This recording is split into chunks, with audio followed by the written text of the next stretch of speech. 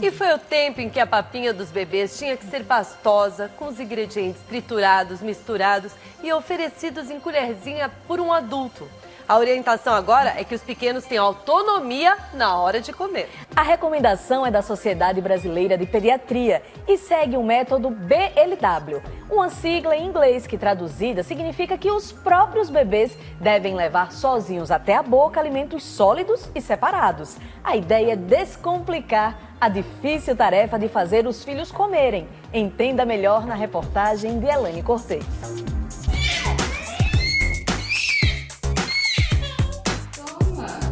Se existe um drama que quase todas as mães sofrem, pode ter certeza que é esse. Mas vamos começar um pouquinho. Será que ela vai conseguir absorver todos os nutrientes que ela precisa? Aí dá aquele desespero, aí a gente vai tentando. O que oferecer primeiro? Quais são as misturas que combinam? E a quantidade ideal? Como saber a hora de insistir e o momento de parar? Pode isso? Devo dar aquilo? São tantas dúvidas sobre a introdução alimentar que essa descoberta, em muitos casos, acaba sendo um martírio para as mamães e também para os bebês. Isso! Dá muito medo de engasgar primeiro. Então, por mais que a gente faz a papinha amassadinha no comecinho, tem todo aquele cuidado, mas dá aquele medo de a criança, porque ela tá mudando do líquido, do leite, para uma coisinha mais pastosa. Então dá um desesperozinho. A Roberta cozinha tudo picadinho, separadinho e depois amassa e amassa. Eu prefiro misturar tudo porque, como ela tá muito pequenininha, ela ainda não tem aquele poder de escolha. Eu não quero isso, às vezes ela... Aí eu acho que misturando tudo fica mais fácil para ela consumir mais nutrientes. 2 cardápios, uma família e milhões de critérios no preparo. Então hoje o meu almoço ele vai ser somente um arroz, uma salada de cenoura com couve e um franguinho refogado, fritinho aqui. Para minha bebê eu fiz uma papinha de legumes com cenoura, mandioquinha, franguinho desfiado, um pouquinho de azeite e a couve refogada. A manga peneiradinha, maior que isso, jamais. Eu fico com muito receio de dar. Eu fico com medo porque como ela não tem nem um dentinho ainda, eu não sei se ela se ela consegue mastigar de um jeito que ela consegue engolir. Eu não sei se de repente ela engole um pedacinho um pouco maior, que é um pouquinho mais duro. Não sei se ela vai engasgar, de repente ela não consegue tossir para jogar para fora. Aí isso me dá um desespero, eu prefiro não dar. O desafio começa quando o leite materno deixa de ser o alimento exclusivo no Brasil por volta dos 6 meses de idade. Começam aí então as dicas da avó. Primeiro papas doces, depois as salgadas e aí vem o alerta das mães. Tudo bem amassadinho, hein? Quase líquido, nada de carne de porco. Ovo é perigoso. Bater, peneirar, são muitas etapas. Os pediatras se destacaram no último meio século justamente pelas restrições, e não foram poucas, não. E a gente complicou a vida das mães em vez de facilitar, né? Então, nós saímos de uma condição de que a família que decidia o que a criança tinha que comer para que alguém desse ordens para a família para determinar o que a criança poderia comer. Cada vez mais, estudos no mundo inteiro provocam uma reviravolta na rotina das mamães, especialmente as de primeira viagem. É que os bebês podem comer exatamente como os adultos. Como assim? É isso mesmo. É verdade que haviam alimentos que não eram permitidos e hoje nós sabemos que todos os alimentos podem ser permitidos dependendo da ausência ou presença de uma alergia. Por exemplo, o morango, que nós tínhamos muito medo, né, por causa da contaminação, etc. Se eu tiver uma condição de higiene adequada, eu posso utilizar o morango de forma adequada. Os peixes, os frutos do mar, que em algumas condições de local, por exemplo, eles são a proteína mais importante disponível naquele momento, e não outras carnes como nós tínhamos medo, né? A carne do porco, que era proibidíssima em alguns momentos por causa da quantidade de gorduras, nós sabemos que tem menos gordura do que algumas carnes de frango, por exemplo.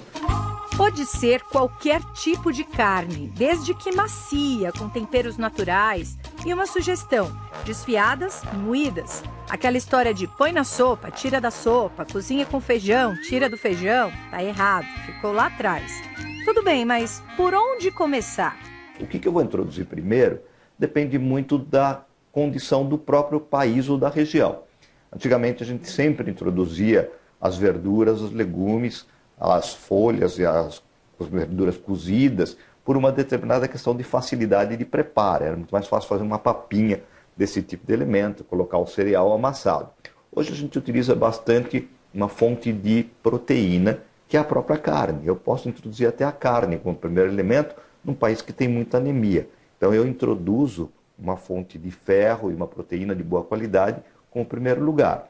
E eu introduzo uma fonte de energia, que no nosso meio, a base é o arroz.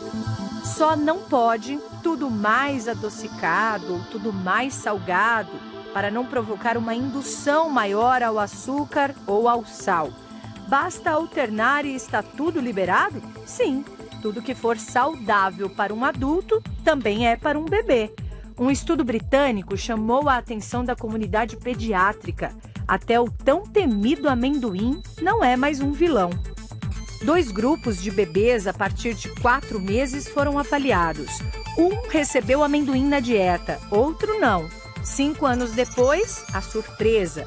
As crianças que consumiram o amendoim tinham apenas 3% de risco de desenvolver uma alergia. Já para as que nunca tinham provado, as chances eram de quase 20%. Ficou confirmado que as que experimentaram primeiro o vetado alimento receberam um estímulo do sistema imunológico para combater uma alergia e evitar possíveis reações. É verdade que o amendoim é um dos alimentos que provavelmente tinha mais possibilidade de causar alergia em determinados grupos que são expostos muito rapidamente a esse produto. Por exemplo, os americanos utilizam a manteiga de amendoim muito rapidamente para as crianças. Nosso meio, o amendoim não é um alimento pediátrico, é um alimento mais tardio. Então nós temos menos chance de alergia que os americanos. Quando eu introduzo mais precocemente determinadas coisas, eu posso causar mais alergia, mas eu também posso dessensibilizar essa criança mais facilmente. A dúvida maior é, mas ainda mistura tudo? Não, agora separa. Primeiro é tudo batido, depois era tudo coado, depois era coado com peneiras de tramos mais grossos, de tal forma que a gente ia chegando a essa mudança de uma forma tão radical. Hoje a gente sabe que a criança tem capacidade de mastigar mesmo sem dentes, com a mandíbula, ela consegue amassar, ela consegue triturar, ela não consegue cortar, mas ela consegue realmente despedaçar bem determinados alimentos. É o aposento do liquidificador e das peneiras, doutor? A gente põe separado no prato da criança, amassado inicialmente, não precisa ser nem com peneira, pode ser apenas no garfo mesmo. Se eu fizer separado, a criança vai ter mais contato com sabores diferentes mais precocemente. Se eu junto tudo, ela vai ter mais dificuldade de sentir o sabor separado e vai ter mais dificuldade depois na separação. Aconteceu na casa da Silvana. A Bárbara tem quase 4 anos e dá algumas pistas da diferença entre ela e a caçula de 8 meses, simplesmente brincando de fazer comidinha. Olha só. Ela não gosta de fruta, só de laranja. Ela não gosta de tomate. Eu acho que eu vou cortar porque ela não gosta de peixe. Repare no prato da Bárbara e na bandeja da Clara. Vamos comer, Babi? Você quer uma cenourinha? Você quer uma cenourinha assim, igual que a Clara gosta, bem assadinha? Não. Clara se delicia com 2 pedaços bem maiores de batata e cenoura nas mãos. E Bárbara... Corta a batatinha. Ó, você quer menorzinha? É. Aqui tá, a batatinha tá dura. Tá dura? Tá. Uma saboreia enquanto a outra só mexe na comida. Quem vai comer tudo, você ou a Clara? Não sei. A resposta é fácil e parece estar na maneira como cada uma foi alimentada. E você sempre foi tranquila assim? Não. Qual a diferença da Clara para a Bárbara? Toda. A Bárbara até hoje tenta misturar tudo no prato para ver se fica mais apetitoso. Se estranhar com os olhos, não vai para a boca. Agora, a Clara prova de tudo, até o que nunca viu, separadamente, no tamanho que for. E a alimentação dela foi uma alimentação tradicional. Então, era as papas amassadas, mas tudo misturado. Então, eu misturava carne, misturava verdura. Eu queria garantir que ela comesse a verdura, a quinoa. Então, eu fazia uma papinha super caprichada e dava essa papinha para ela e falava, nossa, minha filha come de tudo. E ela realmente comia de tudo. Só que quando ela foi crescendo e a gente tem que começar a separar os alimentos, ela estranhou. Quem você acredita que vai se alimentar melhor? Sem dúvida nenhuma, a Clara. Você já percebe isso? Já a percebo. Bárbara dá indícios de que... Dá. A Bárbara, qualquer alimento novo, ela tem uma dificuldade de experimentar. A Clara, qualquer alimento novo que eu coloco, ela tem a curiosidade de experimentar. Ela pode gostar ou não gostar, mas ela experimenta. A Bárbara, sem experimentar, ela nega um alimento. Pela textura, pelo tamanho, porque ela era acostumada realmente com papas. Alimentos separados, maiores. Essa é a recomendação que deve ser atualizada pela Sociedade Brasileira de Pediatria aos manuais de orientação aos médicos até o fim do ano. Uma novidade que alguns já seguem. Uma das opções dessa maneira descomplicada de encarar as refeições tem tudo a ver com um método que ficou conhecido como BLW. O método BLW, o Baby Led Weaning, significa que é a alimentação ou desmame induzido pela criança. Quer dizer, que a criança é que, tendo uma determinada autonomia, ela sozinha pega determinados alimentos, leva à boca e ela vai ingerir e vai ter a condição sozinha de organização. É literalmente uma brincadeira gostosa. O bebê sente o cheiro, sente o gosto, a textura de cada alimento e vale se lambuzar, se cair no chão, não tem problema, pode sujar a roupinha e leva o tempo que for preciso. Da cenoura para batata, da batata para um bifão que deixaria muita gente em pânico. Desse tamanho? Antes do engasgo, existem alguns indícios que o bebê dá e ele consegue normalmente se virar sozinho. Mas na verdade é um reflexo que eles têm no meio da língua, a gente tem no final da língua, né? Igual quando a gente pega uma escova de dente e dá aquela sensação de ânsia, eles têm isso. Então as pessoas acham que o bebê está engasgado, porque ele faz aquele reflexo de ânsia, mas na verdade ela está aprendendo a lidar com o alimento dentro da boca, porque é muito diferente do leite materno. O bebê pode engasgar com o leite, com a papinha, ou seja, o risco dos líquidos para os sólidos é o mesmo. Nesta técnica, as carnes são molinhas, só seladas e cortadas no sentido da fibra. O resultado está aí. A primeira coisa do BLW é a confiança no bebê. Quando você confia nela como um ser mesmo, que ela sabe o que ela precisa, você deixa ela conduzir um pouco a vida também. Conduzir significa que ela pode mudar de repente para as frutas.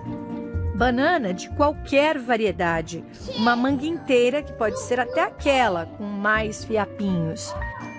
Nós damos preferência à fruta inteira, ou pelo menos a fruta em pedaços, ou a fruta partida, ou a fruta amassada, porque eu garanto a integridade da fruta, no sentido de manter todas as características que a fruta tem, especialmente as fibras. Tipo laranja com um bagaço e tudo. Peraí, mas não tinha que começar com um suquinho de laranja-lima sem os gominhos? Todas as frutas podem ser utilizadas pela criança.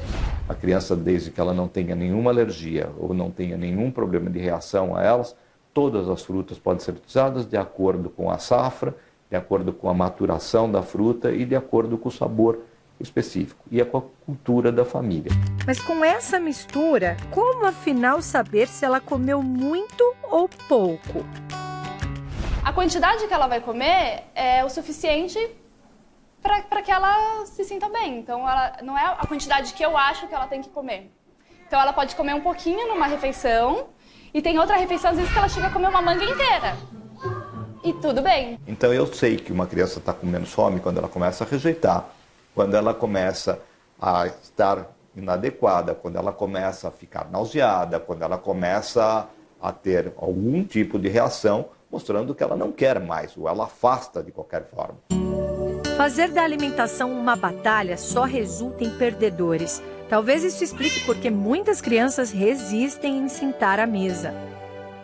A criança está fazendo refeições muito isoladas, quer dizer, ou sozinha, ou na frente da televisão, ou em sofás, ou fora do quarto, sem contato com a família. O que nós estamos procurando é determinar que quanto mais refeições em família existirem, quer dizer, próximo ao grupo familiar, existe maior facilidade de ter uma alimentação mais completa e mais adequada. Não adianta eu sentar na mesa com a criança e criar um ambiente tão ruim que também não permite alimentação. Paciência é a fórmula. Silvana leva o tempo que for com o método BLW. Só entende que acabou depois que a Clara sinaliza. Daqui a pouco ela... Olha lá. Ela está satisfeita. Ela está satisfeita. Mas será que entre o tradicional e o alternativo existe um intermediário que atenda às novas orientações? O bom arroz com feijão, uma proteína mais macia, mais legumes com verdura, picados, não tão grandes nem amassados, resolvem. Prato de adulto, tipo o seu mesmo, é mais simples do que se imagina. Acho que a única coisa que não muda na ciência é o bom senso.